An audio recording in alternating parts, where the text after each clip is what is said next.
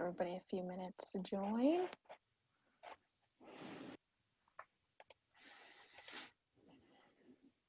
I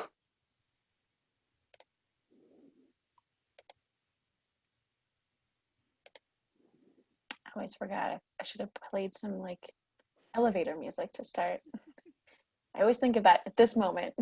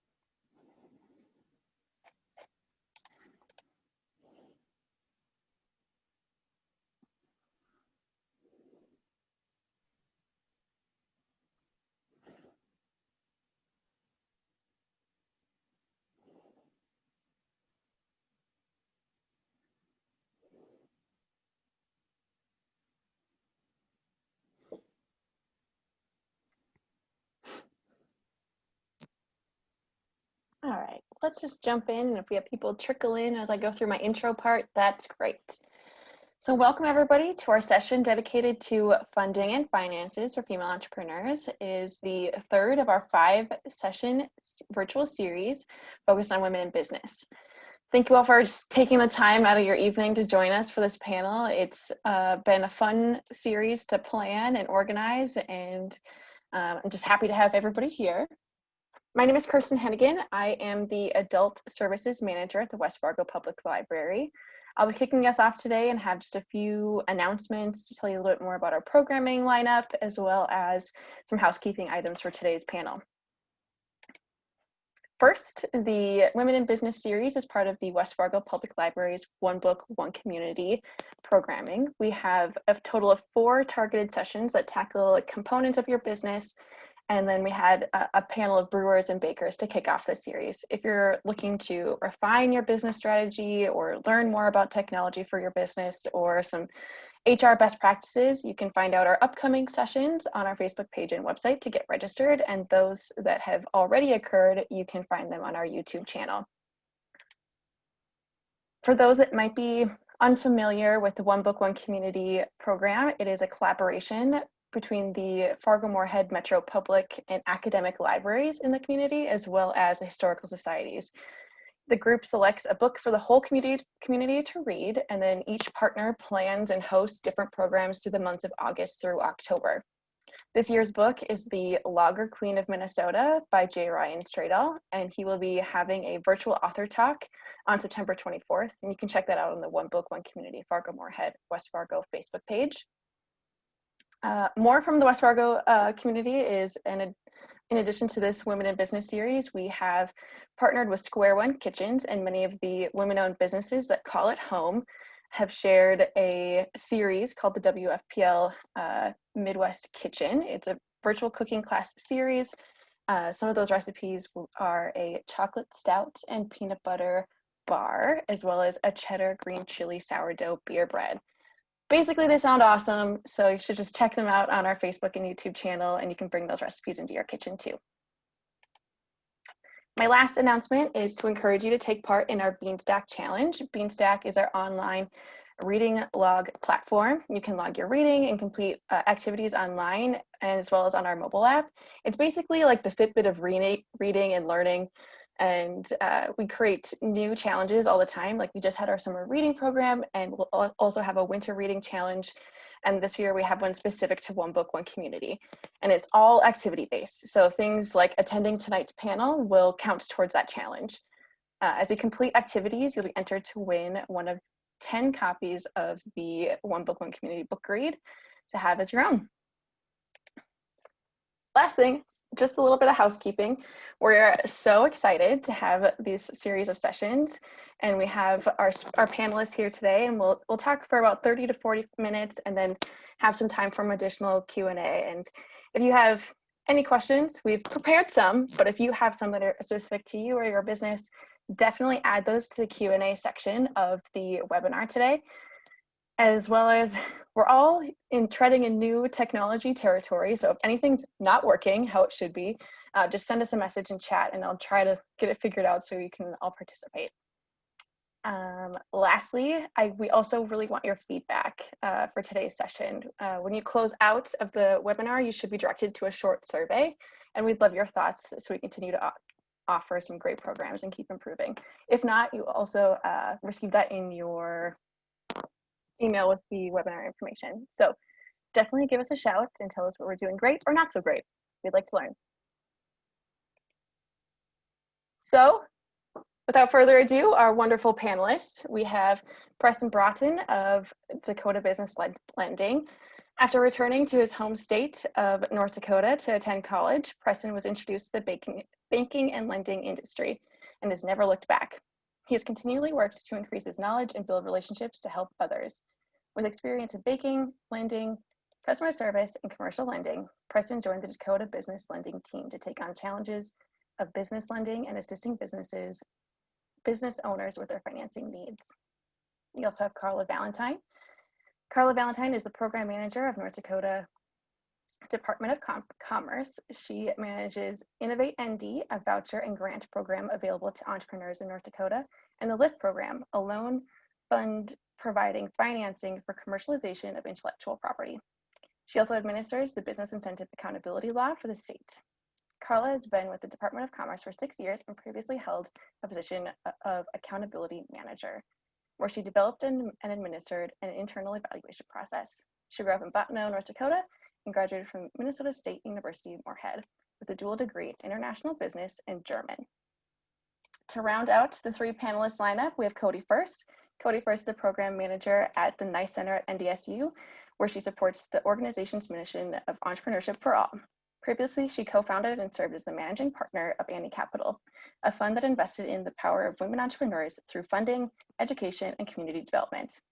She currently serves on the boards for North Dakota's LIFT Fund and Emerging Prairie, is the chair of the board for CTB, and is a founding partner for the North Dakota Women's Entrepreneurship Week. After graduating from NDSU, she moved out of state and traveled across the country, but found her way back to North Dakota in 2015. She resides in Dickinson with her husband, Matt, and new baby boy, Dane. So welcome, everybody.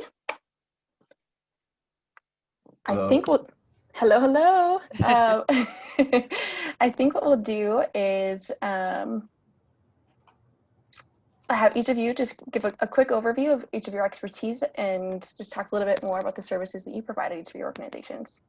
We'll start with Kodee and go to Preston and then Carla. Sure. Hi, everyone. Well, thank you so much for taking some time out of a busy week to join us tonight. My expertise is primarily in looking at venture capital. So if you're thinking about scaling your company, how to approach investors, how to start that conversation. But also in my new role at the NICE Center, we support kind of the journey to start. So if you're looking at having an idea and wanting to know if that can become a business, happy to chat further about that and options for funding that business that kind of reach the full spectrum that you're going to hear from panelists tonight.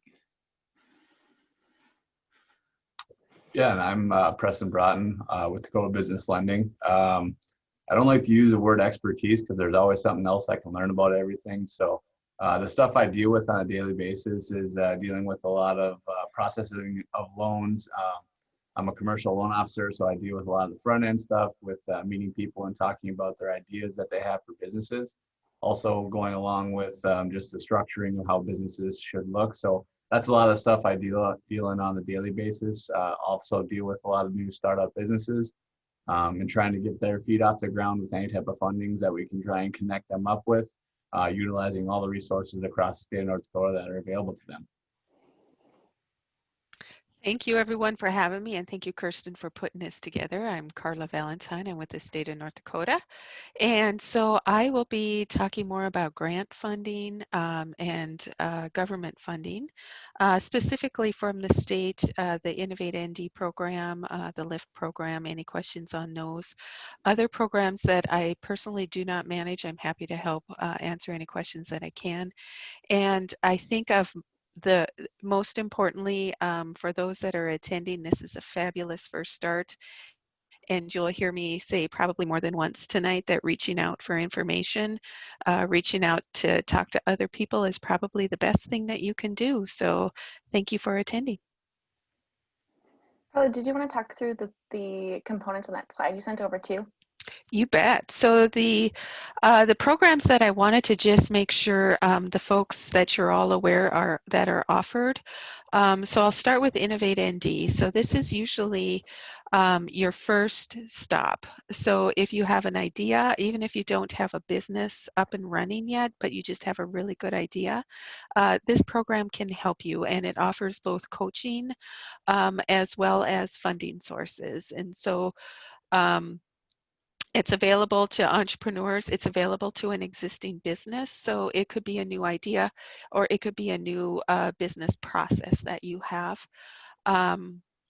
It offers up to $40,000 in funding, but there are 4 phases that you go through, so you're not guaranteed the full amount. We make you work for it.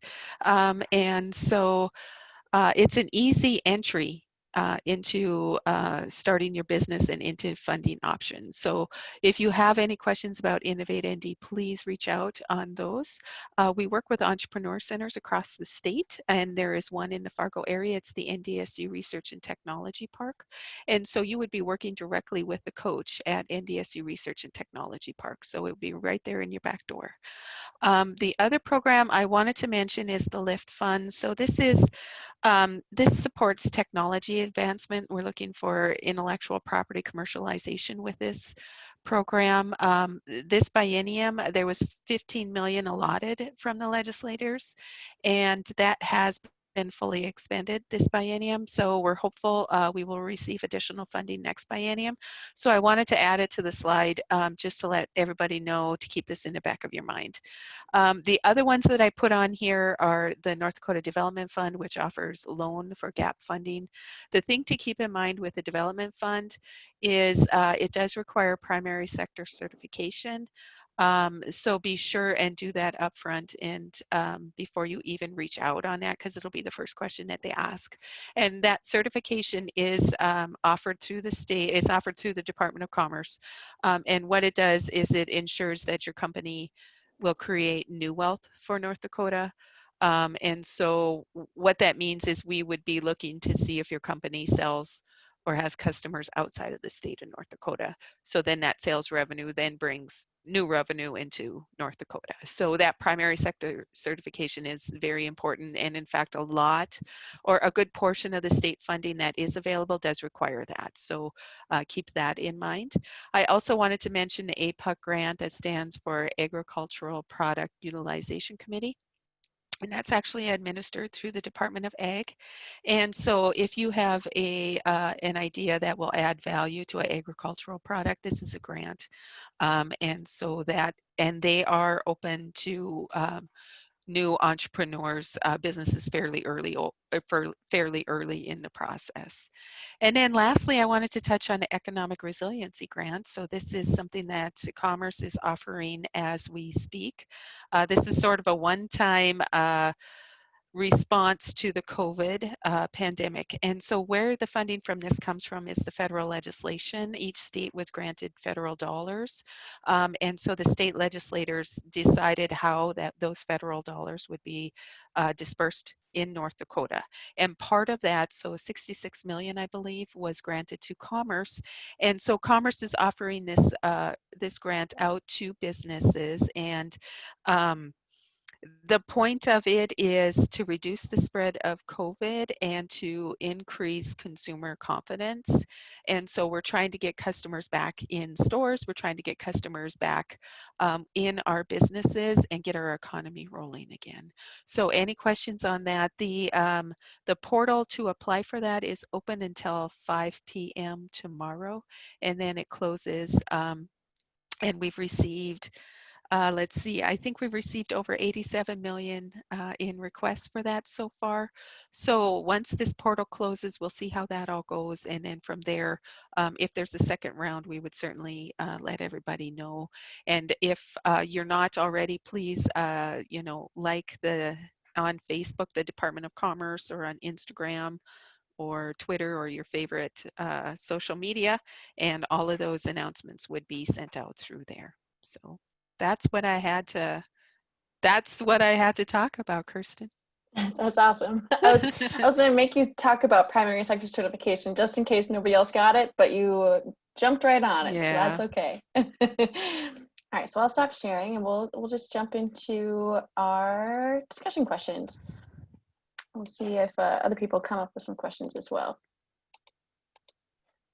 All right, so let's start out with an easy question. What is the #1 question that you get from entrepreneurs and business owners? I'll start. Where do I get funding? That is by far the most asked question that I receive. Yeah. My question is, how do I get funding? So what can I do to get X, Y, and Z loan, or what do I need to do to get a loan? So that's probably my first question that I always get asked on the phone or when I'm in a group of people or something. So yeah, I would echo Preston, but I think the other question would be, do I need it? So I think specifically women are typically a little more risk averse, so they're much more comfortable bootstrapping, which just means, we're going to save our money and we're going to recycle our revenue back into our business rather than taking some outside funding. And so I think there comes a point where any owner is looking at growth and trying to weigh the risks and the benefits of having a lending or an investment partner come into their business. So that question comes back to, when do I know I need it, and do I actually need it? I think that really ties into the next question of what's that first step that an entrepreneur needs to take to start the process of either seeking funding or receiving funding. And I think that probably looks different for all three of you in the different areas that you cover. So actually, why don't we just go reverse and have Kodee, Preston, Carla talk through that? Yeah, so I think probably collectively we all say, know your financials. Every single one of us is going to ask, for your profit and loss statement, your balance sheet. You need to know how you make money and how money works within your business. I think especially if you're seeking some funding, whether it's through Preston or through a venture capital or an angel network, knowing what the funding is going to do for your business.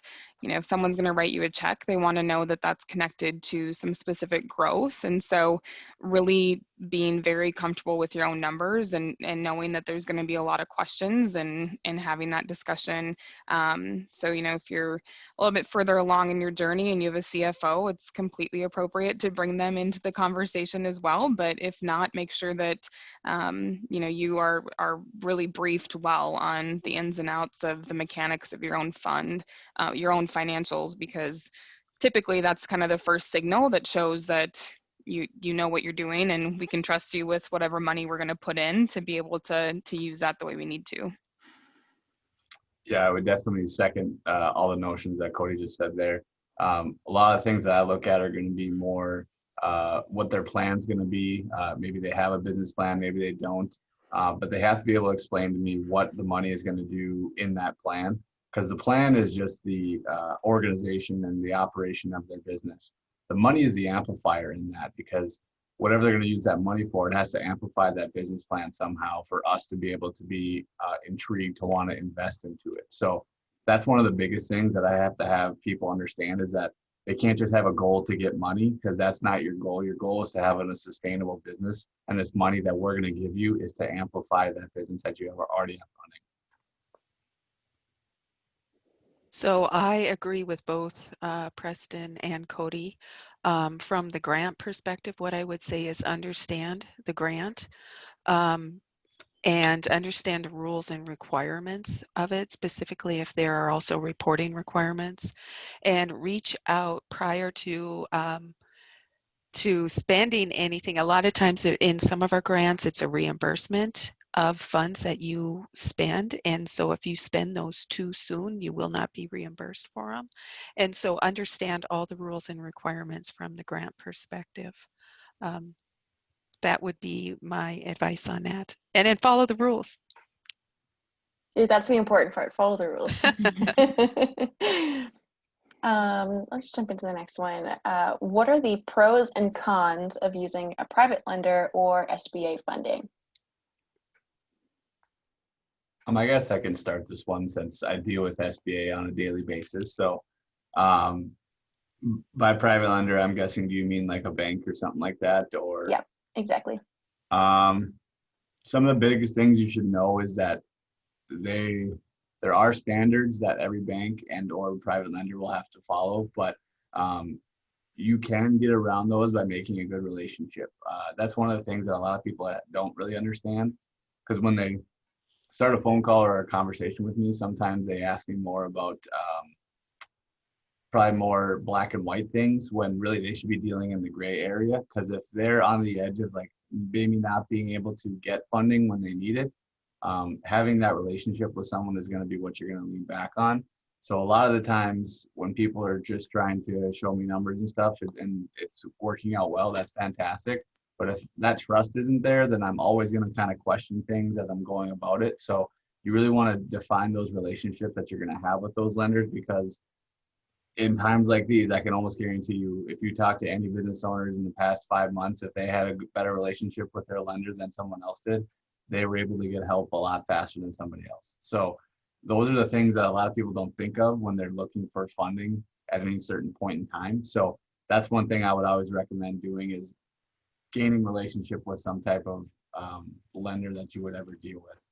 And as far as the SBA goes, there's a lot of there's a couple different ones you can utilize, and just having the ability to know what your lender can suggest to you is always the best thing to do.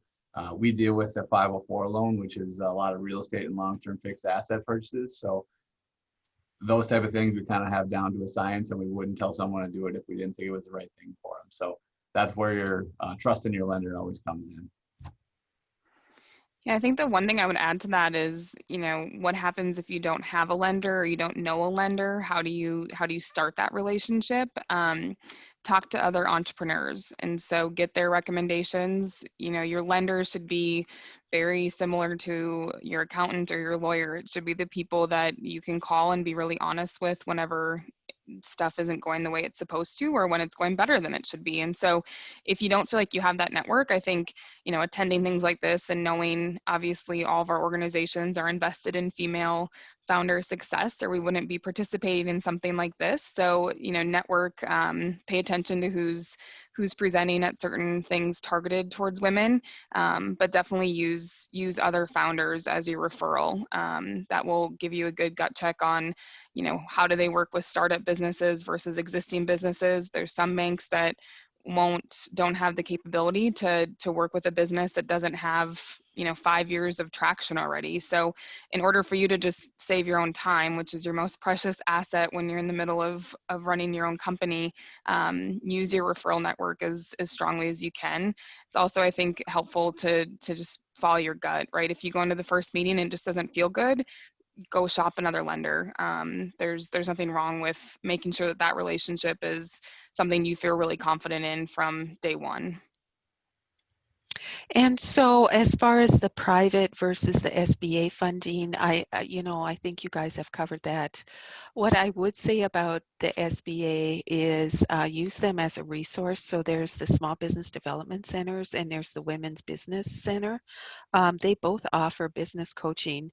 So even outside of funding, there are resources that are available to you, and they are fantastic. And so Christy Dower in Fargo is the Women's Business Center contact, and Paul Smith is the Small Business Development Center contact. So please utilize them. Yeah, Christy's featured in a couple of our panel talks, so definitely you can get a close-up conversation with her and the things that she provides business consulting on. So I think this next question is what everybody sort of waffles on when you're taking on a loan, or what that looks like for your business, but really what's the difference between debt and equity when you're looking at funding for your business? Yeah, I can take the initial part and have Preston fill in the other part. So I think with all of this, just know that it's incredibly overwhelming. One of the worst things about the entrepreneurial ecosystem is that we all use acronyms just interchangeably. And when you're an entrepreneur because you know your business. You're not an entrepreneur because you know the spectrum of financing options available to you. So if it's overwhelming to you, that's completely normal, and don't feel like there's a question that's off the table. But knowing what the difference between debt and equity financing does for your business is really critical to know the path. So equity financing is sometimes called venture capital, it's sometimes called angel investing, sometimes it's called just pure equity financing. A lot of times, what I think people miss about that type of capital is that those investors are looking for scale. So scale meaning not going to invest in a retail type space that only has one location, typically not going to invest in something that has a pretty heavy asset load. So if you think about land, real estate, buildings, usually venture capitalists aren't going to invest in that kind of a model because their return is totally based on you kind of hitting it out of the park from a growth standpoint. So a lot of funds are looking for upwards to 10x return on their money. And the reason they can do that is because it's really risky. So as an asset class, venture capital is pretty risky because when you put the money in, if the company fails, there's nothing that's secured to come back to you. And so that's usually why they're looking for such a high return. What equity financing means is that you're giving up part of your company. So there's an ownership conversion that happens there. Every single investor has different expectations and terms as far as what that means. So that might mean they're sitting on a board and they have a vote. That might mean they're just a silent partner and they're just watching you continue to move forward. But typically what an equity investor is looking for is an exit. And an exit means that you either sell your company at some point or you're taking it public and issuing shares. That's how they make their money. So if you're building a company right now and you have no desire to ever sell it, don't talk to equity investors because one of the first questions they will likely ask you is, what is your exit plan? And how are you going to get there? So just know that that's a predominant feature of equity-based financing is to get out at some point and then to really push on the scale. Most venture-backed companies are really poorly run from like a financial health standpoint. They're just burning cash to grow really quickly, and venture, that class of investors, is really comfortable with that as they move forward, because again, they're looking to increase the value. You'll hear the term valuation thrown around a lot, but basically increase the valuation so that when it does exit, it's as high as they possibly can get it to be. Preston, you want to talk about debt? Yeah. One thing I wanted to note is that either one of these options that you take on, it's always going to be adding burden to you, and it's going to be an expected burden because either you're going to be having someone else that you're going to have to be answering questions to, or it's going to be another lender that you're going to have to be paying on a daily basis or a monthly basis. So it really all depends what you're going to be wanting, like Kodee said, and what you're going to be as your strategy for a business. But as far as the debt goes, we look at it just your ability to cover the debt that you're going to be being given, basically. So if you're going to be getting X amount, we'd have to look at what you're going to be able to afford in the business plan that you have, or the numbers, like Kodee said earlier. We look at your profit and losses in your balance sheets to figure out how much you can afford on a monthly basis to make the payments for it. But either way, you're going to have to be answering questions if we have questions when something comes up. If, like someone said earlier, if something goes bad, you're going to have to talk with us. It's just another addition to your, basically your business that you're going to have to rely on. So. Absolutely. So this one's probably, this I think all three of you might have a different perspective of this next question, but maybe what is that biggest oops or like common sticky financial situation that you run into with clients or customers?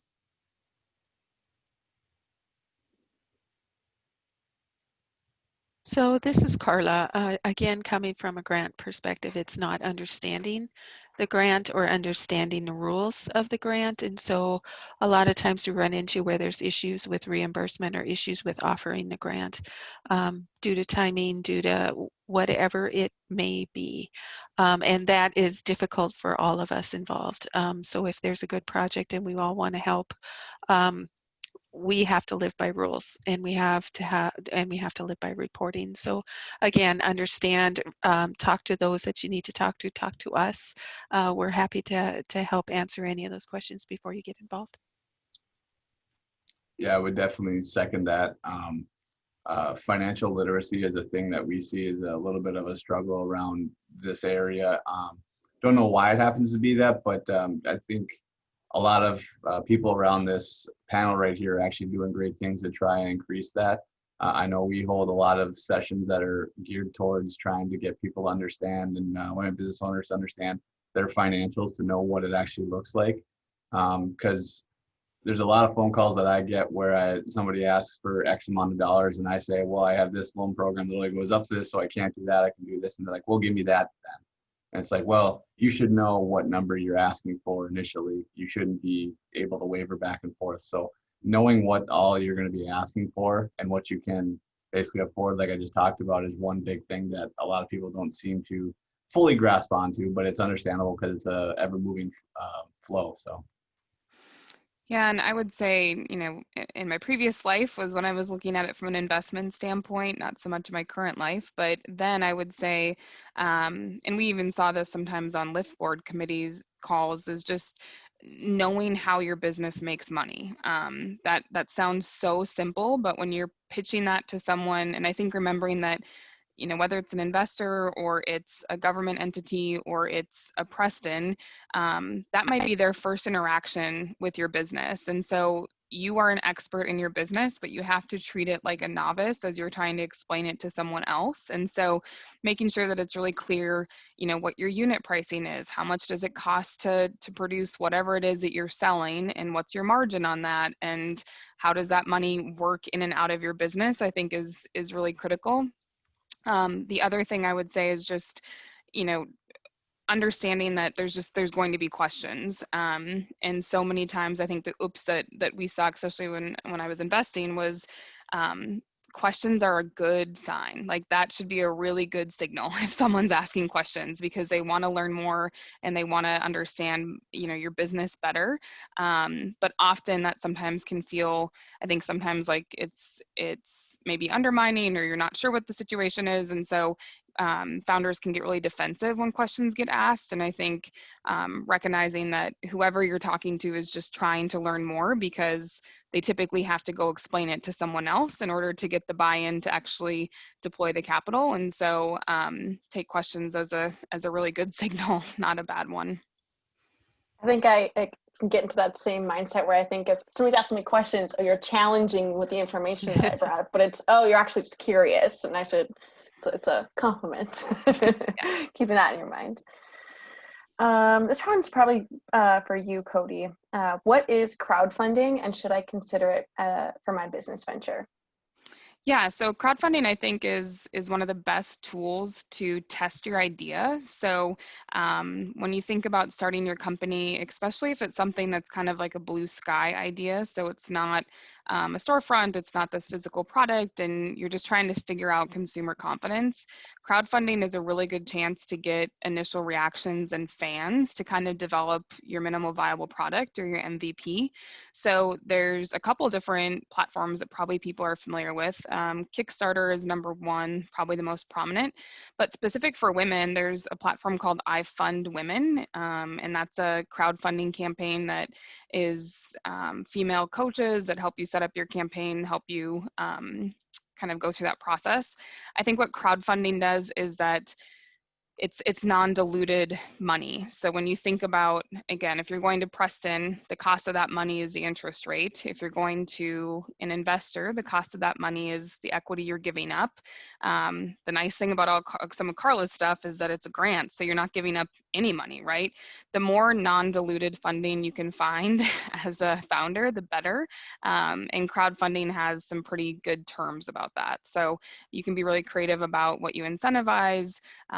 Maybe they get the first release of your product, and that's what you're giving them as they support you. But to me, the power of crowdfunding is to see if your idea is worth pursuing further, because you can really tell your story and learn how to hone into that story.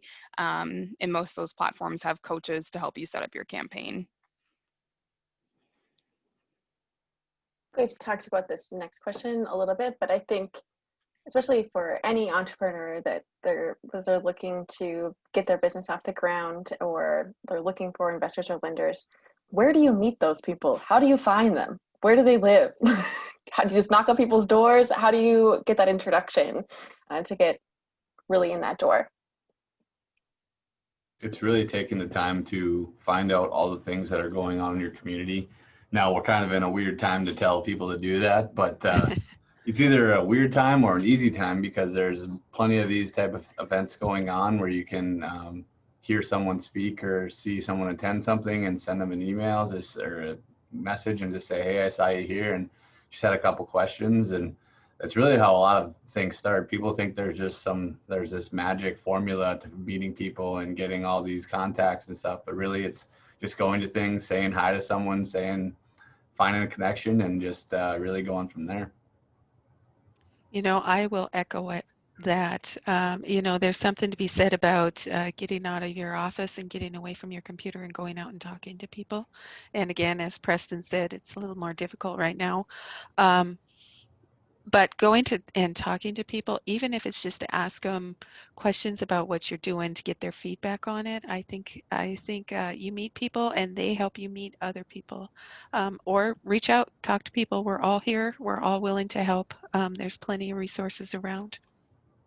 I think the other thing is, don't underestimate the value of websites. So, I think whatever version of money people have, they're trying to be pretty open and transparent about their investment thesis. So when I was with Annie Cap, I was always shocked when male founders would reach out about funding, because I'm like, it's on every aspect of our material that we fund women. So please check that out again, right?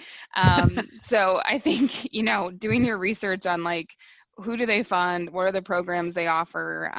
Personally, I think if they're not that transparent about it, that's a tough partner to move forward with, because that usually means that they're not clear on what they're trying to invest in, which means you're going to be put through the process as they try to figure that out. And then, to give a plug to Women's Entrepreneurship Week, that's coming up in September. It's the 21st to 25th.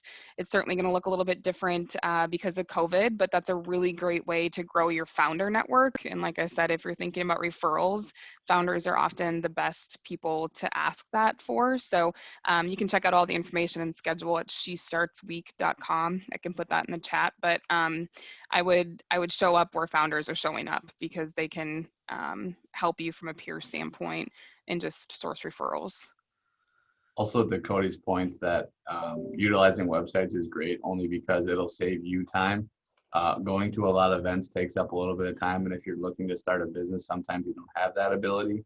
So utilizing the websites that people have available, social media is a great way to get reaching out to people as well. So utilizing those as much as you can while being respectful as well is a good thing to do too. We're talking about relationships and funding. A question I wanted to ask all of you is like, should I let my friends and family invest in my business? What would that look like? How would that work? No, go. Yes, go. So in the investment world, typically that's called a specific round. It's called a friends and family round. And they're usually folks that, know and trust you. So they're investing in you, not as much as the business or the product or the idea. I think a friends and family round is somewhat of a myth, because If you're like the majority of Americans, you don't have like a rich uncle that's just hanging out and ready to write you a check. So I think it's an interesting idea, because I think in the Midwest it's a lot rarer than it gets talked about. But if you are going to do the friends and family round, the one thing I would just be clear about is like, make sure your legal stuff is in order. They definitely, you don't want to assume bad intent, but it's amazing how many people don't get that round set up correctly. And if it's not set up correctly, what it scares people the most on is on your seed round. So when you're looking for outside investors, you know, they will look at what's called your capitalization table, which shows who's invested and how much equity do they have. And if that's jacked up in any way, that will scare investors off, because they want it to be as clean of a deal as absolutely possible. So if you are going to leverage that network, just make sure you've got your financials in order, and you've got, you know, a good legal review on it, so that it sets you up for success further down if you're going to go that round. I don't know if I can speak too much to the technical side of it like Kodee could there, but a lot of the time when people are asking if they should go into business with family and stuff like that, I always say it's definitely your decision, but have you ever gone all your life without fighting with your family is one thing I always say, and usually the answer is no. So you can almost guarantee if you put money on the line, it's going to amplify stuff a lot more. So it's never a yes or a no from me. They definitely can make the decision on their own, but it might make things tougher, and it depends on if you're willing to lose family members over money. It really comes down to that a lot of times. So that's just things that people have to think about hard and long before they get into business with other family members. Absolutely. This question is more for you, Carla. What are the pros and cons of seeking business grants? I guess also for you, Preston, but. So, you know, the pros and cons of seeking a business grant. The pro is it's a grant. It's money that usually you do not have to pay back. The cons are a lot of times it takes time. It takes time to fill out the application. It takes time. You have reporting requirements. You have requirements that you need to meet. There is also you know, opens records to it. So you have to think through what part of your business are you willing to make public? And so usually working with the state, we try very hard to keep anything personal, you know, and we work with you on that. But those are the items that you need to think about, is the time investment of it, the rules and requirements, because usually you have to sign your name to it, of course, and you know, just the time and the effort. Can't say it any better. So I guess, so we've talked a bit about investments, we talked about grants. If I'm looking to get a business loan, what do I need to consider before throwing in my name on that application or taking that next step? What do you have to consider before that? There's a lot of things. The biggest stuff is, I'm going to go back to the first thing that said, that if you have an established plan in place, I can't tell you how many calls during the week I get that just says, I need X amount of dollars because I'm going to start this. I'm like, okay, well, where are you going to start? They're like, I just need the money to get started. It's like, that's not really how something works. You don't ever say, I need a fire before knowing how to start one. So you have to know how to start the fire to get the fire. Does that kind of make sense? So you have to know what you're going to do with your business before you get the money. So that's one of the biggest things. I know in talking with Christy, who we talked about earlier from the Women's Business Center, she talks about a bail team a lot, a banker, attorney, insurance, and legal. So a lot of those things are things that people don't think about, like your structure of your business, who you're going to be, your insurances that you have to find, and all the legal work that goes along with it. Because we're going to have a lot of that stuff when we're looking to do a loan for a business, whether it's a startup or it's established one, we have to find all that stuff out anyway. So a lot of the prep work has to be done before we can actually do something for someone. And it can take a month, it can take years to get some of that stuff done, depending on the structure of your business that it ends up being. I just want to make another plug. So all of our attendees, if you have questions that are specific or things that you're looking for, feel free to put those in the chat or in the Q&A section, and we're happy to blend those in. I've got a few more up my sleeve that we can talk through. This is more just like awareness of the community in the Fargo-Moorhead area. Are there startup incubators or accelerator programs within the FM community that you guys are aware of? Yes, absolutely. The NDSU Research and Technology Park, which is located on the NDSU campus.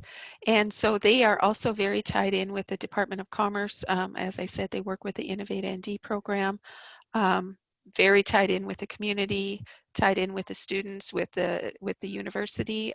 So I will put a huge plug out for them. The other one that's really sector specific is Plug and Play has just come to Fargo. So that is an ag tech accelerator. Again, very sector specific, but a space that if you're looking for that vertical, they can really help you. And then I'll give a plug to the NICE Center. We, absolutely can help you with whatever you're thinking about to take the leap into starting. And so happy to chat and serve as a resource there. They took all mine, so. Dang it. I have a few more just really specific questions related to different types of credit, and that so if somebody was looking for a loan, or if they're also considering a business line of credit, what are the differences there? Should they just go online and apply, or how would you go about that process? I can start that. So typically when we deal in business loans, we actually do what we call a term loan, and that would be like, say you're going to get a 5-year loan at X amount of rates for X amount of dollars. That would be considered a term loan in our talking. If you're looking for a business line of credit, typically what you're going to have a business is that something that has a lot of turnover in their inventory. So a lot of places that need to buy big quantities of it and then sell out on it, and then they can pay that down. Because it can kind of go back and forth. Like say you have a line of credit that's this big, but you only need to use this for now. You have that much more room over here to use that in case something pops up. So we don't have the facilities to be able to do lines of credit. We always send those people to just another local institution financial institution around the area. Mainly banks or credit unions is what we typically see people use. So that is the biggest things that you're going to want to know which one. And normally when you're talking with a lender, they can probably figure out which one's going to fit best for you. Because typically when you're buying like a piece of equipment or a bigger item, it's going to be a term loan. But if you're looking to do more inventory stuff, that's going to be turning over on a monthly or bi-monthly basis, you're going to want a line of credit at that point. Jump right into the weeds of the finances. Yep. Yeah, so we've talked a little bit about this from each of your different perspectives, but what are some key components of a sustainable or fundable business that you look for when talking with clients or reviewing applications for funding? We talked a bit about business plans and those things, but are there specifics that you look for within a business plan or for those applications? So from the investor standpoint, I think one thing to know is that investors are typically going to want to see a slide deck or a pitch deck, it's called. So most of the time, they won't look at a full business plan. That's just not the same language, I would say, that investors look at. So just know what a pitch deck is, what you need to include on there. It's kind of the quick intro to you and your company. You can find all sorts of examples online, so just crowdsource it if you have to. But I would say, really, again, scale is most important if you're looking at any version of equity financing. So are you on a growth trajectory, and what does that look like? I think one of the most important decisions that every business owner has to wrestle with is that bootstrapping can actually be the most expensive way to fund your business if you're sacrificing growth. And so you have to know at some point, am I slowing my growth down because I'm either too prideful to think about taking some external funding, I'm nervous about it, I'm risk averse, whatever that looks like for you. Finances are obviously a really personal decision anytime, but it's especially personal in your business. So I think just making sure though that you're not letting your preference for bootstrapping impede your success to grow faster. So just being really clear on where you're at in the path, and knowing where the funding can help you grow and scale faster. So a few things, and a few of these have already been touched on, but one is the executive team. So in some of the programs I've been involved with is, you know, do the founders have the fire in their belly, is the way I've heard it said. And do they have a good executive team around them, whether they're involved in the business or they've hired that out as far as accounting, legal, do they have their executive team in place? Financials, and Kodee talked about this in great depth and was absolutely spot on. Understand your financials and be willing to speak to them. And then market and market potential. Understand your market, understand if you're a niche of that market, understand what your potential is in the market. That gets asked quite a bit. I think those are the ones I can think of at the moment. Yeah, I can't add much more. A lot of the stuff that I look for can't really be read in the business plan. It's more of the passion that the person brings when we're having a conversation about what they want to start for whatever reason. Most of the time you can feel it in them if they're really passionate about something or if it's just kind of like a hobby to them. So that's really the stuff that is in the gray area that I talk about. It's not black and white because you can't really read it on a business plan. It's more of the emotional side of lending that we have to deal in a lot of the times, and can sometimes help you in a case where maybe someone's on the fence about doing some lending opportunities. So The one thing that I would just add, because I've been on some of those calls with Carla where there's a discussion around fire in the belly, but I think, you know, a lot of times people are looking for your track record. It's a lot easier to fund a founder who's had success and done it before, and usually the question that I always get from that is like, but what if I haven't, right? Like, what if this is my very first business and my first go at it? That's okay. I think just understand where your gaps are and find advisors that can fill those. Some of the most successful, especially I think it's actually an advantage point for women because we're typically more willing to ask for help. But I think, you know, some of the most successful founders I know were just like brave and gutsy enough to say, who's the smartest person I know in XYZ area, and can I bring them on in some way from a support standpoint?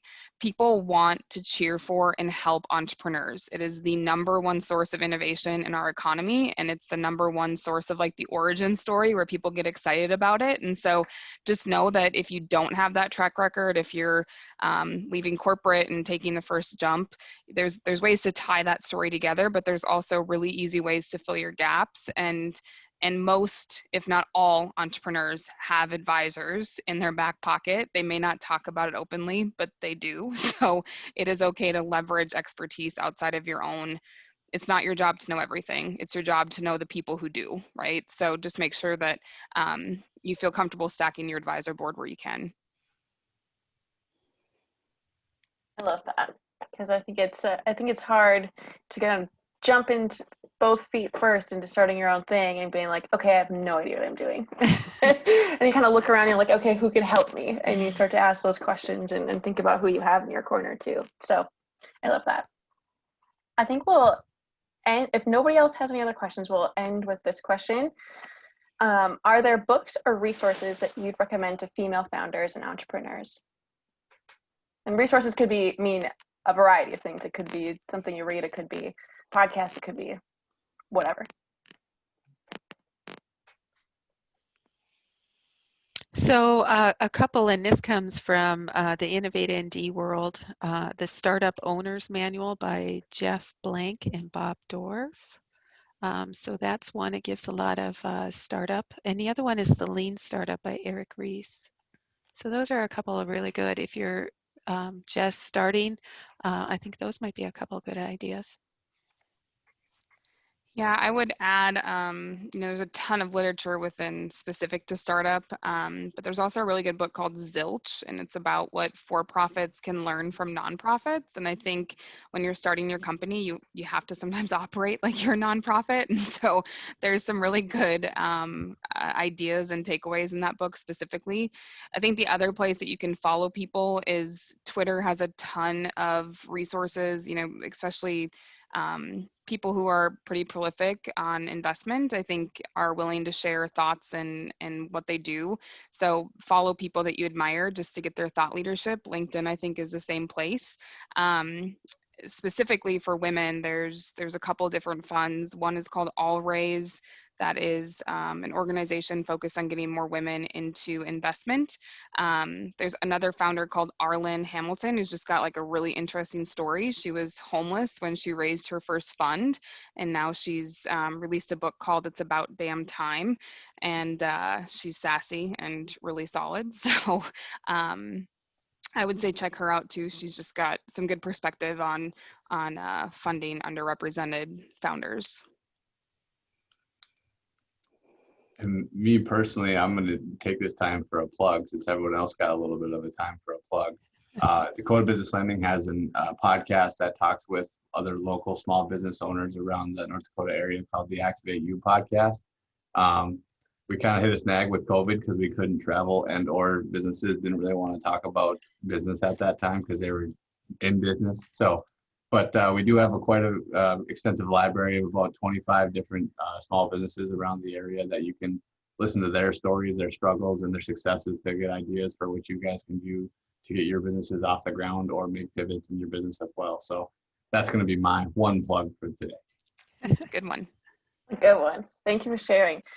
I just want to say thank you, panelists. I really appreciate this. I know finances can sometimes be, I think, a Midwestern hot topic where you don't want to share all your things or talk about those. So thank you for taking the time to talk through your different resources and your expertise and all the different perspectives that you guys have professionally. I think that's really helpful in sharing that with the community. Thank you to those that attended. Again, we'd love your thoughts. So as we continue to offer programs and keep improving, please take a look at that survey. It's just a few questions and we'd love your input. Thanks, everybody. Thanks, everyone. Thank you. Have a great evening.